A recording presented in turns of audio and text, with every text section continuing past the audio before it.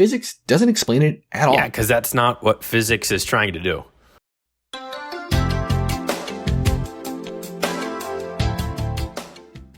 Sometimes I, for some reason or another, get into the world of Christian shorts. Weird Catholic, Orthodox, or Protestant to theological conundrums being pushed into my feed because I am weird, and despite me thinking that there is no God that exists, I sometimes, for lore purposes, do get interest into things like Catholicism. I know I'm weird.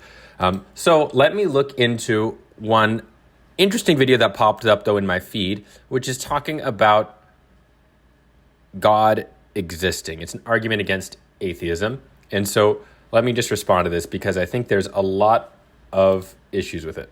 We take it for granted, but have you ever wondered why you're conscious? That is a really deep question. I think there is not an immediate, obvious answer to that. And I think most people would agree that we don't really have an answer to that. People with a religious predication will think that, well, God caused our consciousness, God's created our consciousness. But even saying that is pretty akin to the God of the gaps, in that you're just putting the God answer to something you don't yet understand. Okay, God created your consciousness. Well, can you explain more on that? Can you tell me about the mechanisms behind it? You can't, right? So it's just throwing out an answer. Like, why do we have this crazy ability to think, feel, and be self-aware? According to naturalism, we're just a bunch of chemical reactions and neurons firing off. And somehow that turns into subjective experience? So this framing is interesting. Putting subjective experience as this really complicated thing that we can't understand, and materialism as this claim that everything comes from material that we can observe. Well, yeah, I hold the view that we can only understand and observe what we can understand and observe. And thus far, with all of our tools and science, we haven't observed anything more than the material world around us and the effects they cause, right? The physics, right? So I'm not talking about this thing called consciousness is an interesting phenomenon that we all experience, but there's nothing, we have MRI scans that talk about how the brain works or moves in certain ways.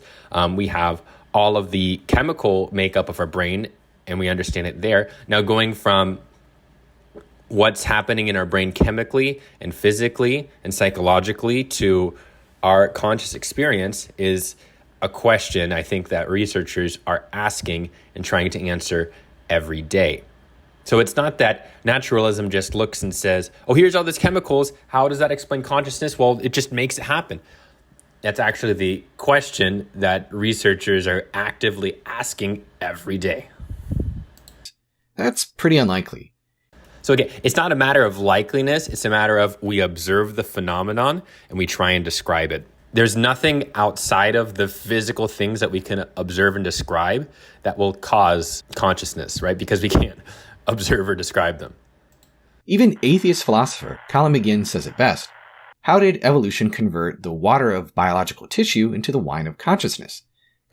Yeah, I looked this up, and McGinn, who is now a disgraced philosopher, unfortunately, due to sexual conduct allegations, but when he did wrote about how it is a paradox that we have consciousness. It's an interesting problem. Just because something is a complex problem doesn't mean that it disproves everything it's a part of, right? So if you say, okay, the natural sciences, our observation and reasoning can prove and make claims and understandings about the world around us. Consciousness is complicated. So does that mean that because we can't immediately explain it, that something about our scientific observations and all the processes are lacking? No. It's just another field that we have to continuously look into. Consciousness seems like a radical novelty in the universe, not prefigured by the after effects of the Big Bang. So how did it contrive to spring into being from what preceded it? Plus, there's the aboutness problem. Our thoughts aren't just random, they're about things. You think about your lunch, your job, or the meaning of life. But how does a physical brain made of atoms have thoughts that are about anything? Physics doesn't explain it. Well, the evolutionary theory actually explains this pretty well, I think, right? If you imagine we're starting to have species that mutate and have some sort of frontal cortex that can make rational processes of the world around us. Those who have consistent thoughts i.e. what you're eating for lunch next, or when you'll wake up, or when you'll go to bed, will survive better than minds that don't have consistent thoughts, that think about random things.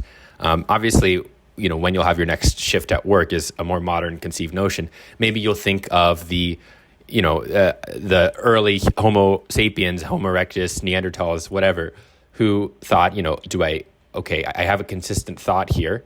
Do I understand like this settling of rocks is where I'm currently living at the moment, or do I have a random thought about something else?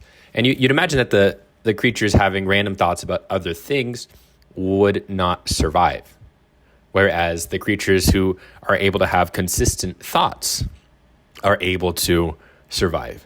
So that's how you can answer being selected for not just random thoughts here and there, but thoughts being a mechanism that helped us survive. And this also is looking at, I think, a wrong perspective. It's this idea that a mind came into being. Why is it then that this mind is about specific things and all ordered? It's not just random thoughts and everything. The mind didn't just come into being and then start acting one way or another like you just created a mind machine and then didn't teach it how to act.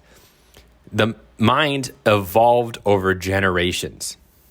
So, of course, over generations, the mind will gradually refine more and more to what it is today, hence the process of evolution. So you don't need a concrete answer as to why we can think about certain ordered things other than understanding, well, this is how we've evolved to become. And if we hadn't evolved to think about things in an ordered way, we wouldn't have survived as a species. Physics doesn't explain it at all. But if God exists, it all... Again, physics, I don't know how physics has to explain why we have consciousness necessarily, right? Physics, too, is also talking more about the motion of things. So, that's interesting, too. It's like a completely different category, right? Physics is talking about what? The nature, like there's cosmological physics, right? There's astronomical physics, there's quantum physics, there's all these different kinds of physics about... there's like Newtonian motion, there's the gravity, there's the quarks and how they move and how all these things interact. And I'm sure a part of consciousness eventually ties back to physics, but I think the science most closely related to consciousness is more in the fields like psychology, perhaps, and like the chemistry of the brain and neurology, those types of things. I'm not a scientist myself, but what's interesting is with a lot of apologist arguments, and I saw this too on some other great channels recently as well, as the amount of power they have in their claims of confidence. Like a salesperson giving a great pitch, even though, how great this product is, even though they just heard about it, getting on board into the company a week ago or something. I say with confidence, physics can't explain this. Why would physics try to explain consciousness? It's not like the immediately related field. You know what I mean? Physics can't explain why allergies happen in humans. Yeah, because that's not what physics is trying to do, right? So consciousness is another really interesting question, but I don't know why physics would attempt to answer it. Maybe they're just being general. Okay, maybe I said physics. Maybe, I meant to just say science in general. Okay, that's fine. Maybe be a bit more careful with the wording. Again, it's trying to explain that every natural science we have is giving no answer to consciousness. So what's their answer? What is this apologetics answer? But if God exists, it all fits. Okay, if God exists, it all fits. Again, what does it fit? It fits the gaps of knowledge here. This is, I don't know if they're realizing how clearly this is a God of the gaps fallacy, a textbook, right? You don't understand rain, why rain happens. Why does rain rain? God. Okay? Why does consciousness? God. It's obviously a much more complex example than we might understand it, right? Rain is more easily explained than consciousness. Weather and earthquakes are more easily explained than consciousness. This is just a God of the gaps fallacy. Straight to the point. So if you're confused about why consciousness exists, that doesn't prove God. All fits. A conscious personal God would be able to create beings capable of thought and self-awareness. Okay, so the argument here is that, if there's a conscious God who's able to create beings with consciousness and self-awareness, then that would explain why we have consciousness. I guess going after this idea that the Christian God, I'm going to guess that they're talking about the Christian God, has a consciousness, and so that would then entail the beings they create to have consciousness. To me, this seems like a non sequitur, right? Why does it matter what the make of some creator is into the beings it creates, right? It's just because their theology states that God created people in his image. So if a God is consciousness, right, then his creation will have consciousness. Why is that the case? There's nothing other than what their religion says. There's nothing logically following that the thing creating the thing has to have the same elements of it, or if something coming from the thing it creates, right, will have the same elements of it. Is an author to a mystery novel, right, a murderer because their characters they write are murderers in the books? Or, I'm just going to pull an interesting one. It sounds kind of dumb, but is a watchmaker literally themselves a watch, right? Do they literally have moving hands because the watches have moving hands? It's just a weird argument. So because there's a conscious God, then he can create conscious people. Why does the creator have the same element that the creation has? Aren't they distinct? So what's more likely, that blind nature randomly cooked up consciousness, or that a conscious God had something to do with it? This is attempted Occam's razor, which is to say that the simplest explanation is best. And so that they're trying to say it's absurd, i.e. the crocodile with a hat typing at a computer. I guess this is a variant of the infinite monkey theorem. The idea that if you have an infinite number of monkeys typing at typewriters, eventually you'll get them all to write all of Shakespeare's works, versus God created it, okay? And I think this is just simply a bad analogy, right? It's framing this idea that consciousness is complicated. We can't explain consciousness. Science can only observe and make rational judgments about the world around it from the nature it observes. And we observe that life has evolved. So we understand that consciousness has evolved through life. Is that a better explanation versus God did it? Okay? To them, God did it is the more simple explanation. And so therefore, God did it is a better explanation than the scientific processes arriving at where we are today. Now, this is a sleight of hand and a very manipulative tactic as well, I think, with theists in saying, well, it's a simpler explanation, and so I'm going to believe it more that a God created it than random nature going about and creating it. Okay. But if we find evidence as to how consciousness emerges, right, i.e., let's say there's some evolutionary DNA or something that has to do with consciousness specifically, we can point at that link in the evolutionary history and say, oh, this thing causes consciousness, right? This thing causes consciousness, and researchers study that DNA, and we understand its properties more, and we understand of some effects it has that leads to consciousness, what we observe as consciousness, this phenomenon. So if you have that evidence, that's evidence, right? You can't take it back. You're not going to be able to say that evidence doesn't exist. Actually, the God explanation is better. What you're really saying is, okay, yeah, that evidence is there, and that's how consciousness comes about, but God did it as well. So it's not that God did it is a better explanation. It's not that God did it is a simpler explanation. God did it is actually a longer explanation. In the best case, it's like a human appendix in that it's an unnecessary part we're adding on to our explanation, right? You have all of this scientific data, explanations, evidence, and research that proves something, right? i.e., we can eventually find out a more deep understanding of how consciousness comes about.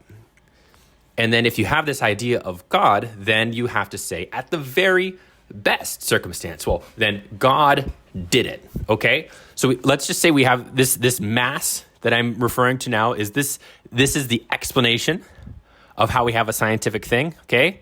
And then here's the theist, God did it, okay? God, they just kind of, plop on that God did it part to it. So it's not actually a simpler explanation, it's actually a longer explanation. Or if they want to say, no, that science isn't right, i.e. they want to deny the science, consciousness comes directly from God. So now there's actually more work, right? So there's explanation one, all of the science we observe proves how a phenomenon occurs. Or explanation B, no, we see all that evidence, but that evidence is wrong because of this reason, okay?